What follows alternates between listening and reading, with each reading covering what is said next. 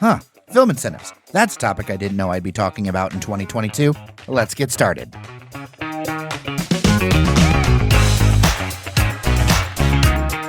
But here we are on your Daily Detroit for Thursday, March 3rd, 2022. I'm Jairus Days, and today we're wading into one of the most requested topics as of late, the possible return of film incentives. Now, the first round in 2008 met its practical end just a few years later. But my guest, Alexander Page of the Michigan Film Industry Association, says that due to a number of fundamental changes, the sequel they're proposing will be better than the original, and that there is bipartisan support for it. So obviously, I had questions, and we'll get into them after a little housekeeping. But first, if you like what we're doing, be sure to leave a review on Apple Podcasts or Spotify. It's a great way to support the show and not spend a dollar. And if you haven't already, consider entering our drawing for a free pair of Detroit City FC season tickets at dailydetroit.com/windcfc. That's dailydetroit.com/windcfc. From personal experience, Keyworth Stadium in Hamtramck is a great place to be, and I look forward to seeing you out there. All right, let's just jump into it.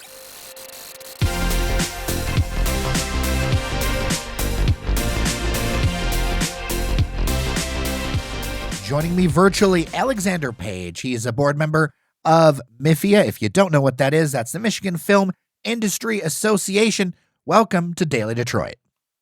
Thank you so much for having me. It's a pleasure. Of course. All right, let's talk film incentives, because this is something that got a lot of people talking. We had a series of film incentives for a while. They were then repealed. Let's get into first, what is the situation of film production here in Michigan right now? We are in a basically incentive-less environment. Where are things at right now? And what happened when those film incentives got repealed? Yeah, thanks for asking the question. So, before the previous film incentive, from a motion picture and TV, we were normally getting a couple million dollars worth of production a year. And at the height of the old incentive, we were at about 125 million per year. So obviously there was a huge impact on the film community when those came in. But one of the things I think people also weren't aware of is how much of the film community in Michigan is really also based upon advertising commercials and corporate videos. And that's been kind of the backbone of the infrastructure of Michigan that helps support the TV and the film. And when the film incentive went away, a lot of the film and TV programs went to other states with incentives, Illinois, Georgia, just to name a few. So with this bill and the support that we're looking forward is that this is a Michigan jobs program. And what we did is to make things differ from the old one. We are a transferable tax credit. It's not a rebate. The tax credits stay in Michigan and benefit Michigan companies. And when we were looking at building this, we built it from scratch. So we talked to other states, what they liked, what they didn't in their programs, and also who files for these incentives to see the pros and the cons. And so we've done a really good job of looking at the landscape to find the most comprehensive and competitive bills for Michigan. How much in incentives do you think would be awarded if this program is used to its fullest, and how much business do you think it can create? So the program is set up to be sustainable and for the long term, because that's how you draw people to the state. And so we're being very fiscally responsible and starting with very modest caps at the beginning of the program.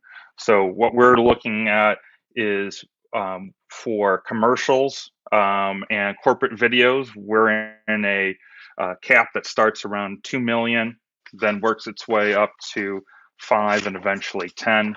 On the film and TV, we start at 50, work our way up from there. So we start very low compared to the old incentive, which had no cap. Why do you think that the old incentive was so difficult for people to keep long term? And why do you think that this new proposal will address that? Well, I think one of the biggest things from the last go around was it was one of the first bills and programs in the country. So like anything else, you learn what went well and what didn't. So they were just kind of one of the leaders in that area. And so what we've learned just from other states and Michigan is how do they actually work and function. And so you want to make the application process smooth and effective so that it's easy to get in. You want to be able to make sure it's clear in terms of what qualifies. So one of the big things in this upcoming incentive program is it's a rebate. And so that means that the programs and the production companies have to spend the money in the state before they collect their tax credit. So all money is spent in the state beforehand. It gets then verified by an independent Michigan CPA to make sure that all the costs are legitimate, and then they submit it. So then 1, 2 years after the job's complete, then they'll get a tax credit that's transferable that then they can use to offset a Michigan tax liability, or they can sell it to a third party who has a Michigan tax liability. So part of the nice thing about the way this is set up is as a state, we're able to see the benefit before we even issue a credit. How important is it to include things that aren't just big feature films? Because, you know, and this is just my own personal experience, people forget that, you know, we've got the automakers here, other large industries. That commercial and industrial work is something that is very steady and something that you know, everyone knows about downtown Detroit being turned into a transformer set. And I remember all that stuff by the train station. But overall, on like a workaday basis, it seems to me the corporate industrial stuff that ends up paying a lot of people's bills, right? Correct. And that is, I think, part of the big component of this bill and this program is making sure that what is a strength of both the Detroit and the Michigan community, which is corporate videos and advertising commercials, that's included in here.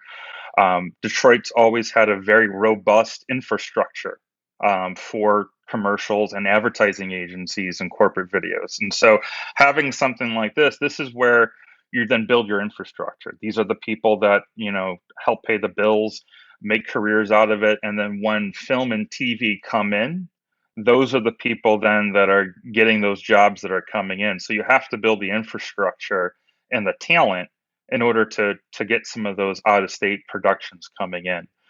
We know that there's a lot of marketers who specifically make sure that percentages of their advertising production budget goes to film incentive states.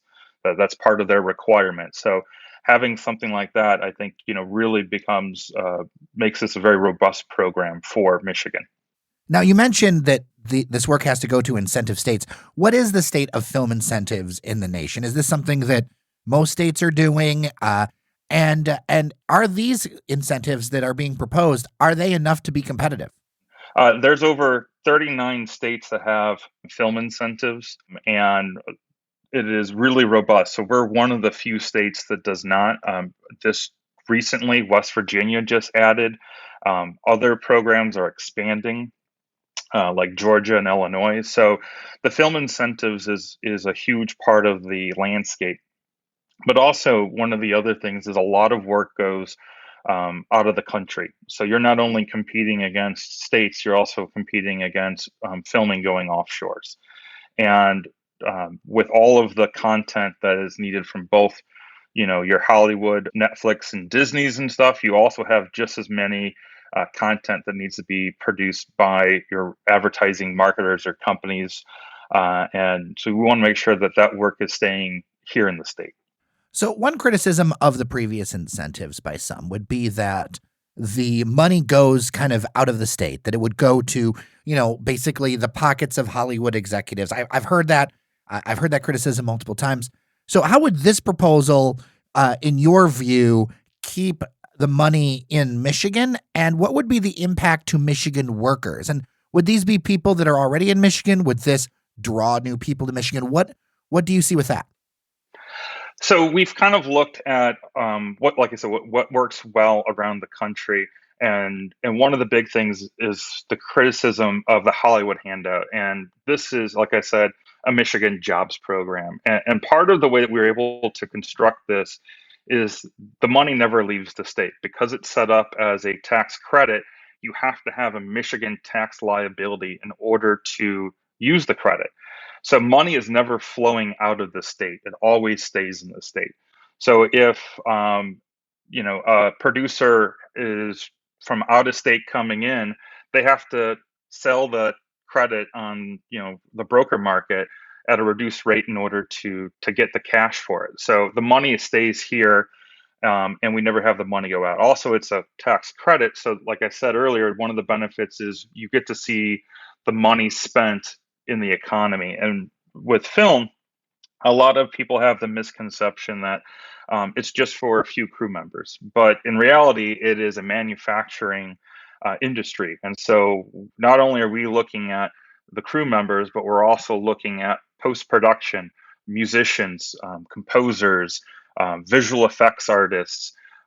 So, we're helping build those industries. And then we have uh, caterers, lumber yards, carpenters, hair, makeup, painters. So, it impacts a very large community on the local level.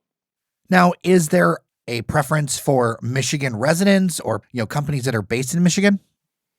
Yes, and so we have an incentive that makes it higher if you are using qualified Michigan residents. So there's a 10% increase in the credit by hiring Michigan residents. We get 25% credit for the qualified Michigan based vendors. And so we are trying to make sure that we focus on hiring and retaining Michigan talent, but also bringing talent to the state. Do you think that this incentive will be the tipping point so that we can have those kind of things back? Because I know that lots of people, just the buzz around the film productions, a lot of people find that valuable. A lot of people think it's cool when some star is eating at a restaurant or something like that. Do you think that this will be enough to make that happen as this goes out, if this is adopted? I think so. This is a very competitive program, and we've done a lot of things not only to make it competitive, but also have it stand out. So, not a lot of states currently have the corporate video and the commercials. They have their own bucket of money. So, we want to make sure that we're building our infrastructure to support TV and film. So, having that as kind of the base makes a really good landing spot for us to start drawing in the films. And so the program is set up to be steady and long over 10 years. And so one of the things that both marketers and the large film companies, what they're looking for is stability. And, having a modest program that grows with film coming in, I think it makes it sustainable as opposed to an uncapped program where you could come in for a short period of time and then it burns out, kind of like the old one. And we want to make sure that we're focusing on the longevity. And do you think that there will be any like net hit to the state budget for this one? Do you have any estimates of that, or do you think this will be, something that's more revenue neutral? I think it's going to be, what we're looking at is kind of like the Super Bowl. When you're looking at incentives, you're not looking at just the ticket sales. You're looking at the overall economic impact that it brings in. So you're not just looking at that small thing. You're looking at all of the different industries that get impacted by having that influx coming in. So I think it'll be good for us to be able to collect the revenue on all the new stuff before we even have to worry about spending it, which is 1 to 2 years down the road. Do you have any kind of idea on how many jobs this could actually, help create? We don't have an estimate in terms of the jobs because, again, a lot of what we're looking at is not just the jobs but the businesses. So it's not based strictly on trying to get a few number of jobs. It's about raising the water level for all of Michigan businesses that support the film community. One of the things that people forget is that these are a little bit different types of jobs. You've got crew members who are not traditional full-time workers. They're high-paying jobs where people can work 6 to 9 months a year to support their families and enjoy financial security. They're desired jobs, they're creative jobs, but we also have trade jobs. And so it's a really diverse group of people that it supports. One of the positive things about Michigan, even setting aside all of the incentive talk, is the variety of scenes and places that are in our state. If you're looking for a big city, we got it. You're looking for a town, We've got it. You're looking for nature, forests, waterfalls. We've got it. And so, how much does that play into site selection for Michigan, saying that, okay, if we make our incentive program competitive, do you think that those natural assets are going to be able to help put us over the top for some productions? I think so. I think that's probably one of our strongest assets is the resources we have, the locations. Like you said, we have beautiful beaches, we have lakes, the urban, the cities. We have such a diverse and beautiful landscape that I think from a location standpoint, it's very hard for other states to beat us. It is just one of the most stunning places to film. You've got great crews, great local people, and I think it's probably one of our strongest assets that makes this, not just viable from incentive program, but makes it desirable from a location to shoot. Well, I appreciate all this information. If people want to learn more, they want to get involved, they want to, if they get behind this and they want to lobby their own legislator, what can they do and how can they get in touch? This is got a lot of support from both the House and the Senate, from both parties. It's bipartisan, and so we're at a point now where the bills have been introduced in both the House and the Senate, and people can go to mifia.com and help donate for us to help support marketing and keeping this program going. We're all a bunch of volunteers at MIFIA, so this is a passion project for all of us, and to be able to get support to help us keep this going, but then also, like you said, talk to your representative and your senator to support this bill that is to bring jobs back to Michigan. We're looking at right now where the state of Michigan is getting money back from the federal government, about $8.5 billion in economic relief. And this is a good way that we can, be able to help bring jobs to Michigan, but also help keep the ones we have here. Of all the incentives that we've talked about, this is the one where people are like, hey, can we talk about the film incentive? Hey, can we bring that back? That's something that I just keep hearing a rumbling of. And so I'm glad that you made the time to talk to me about it. Alexander Page, board member of MIFI, I appreciate your time on Daily Detroit. Thank you very much.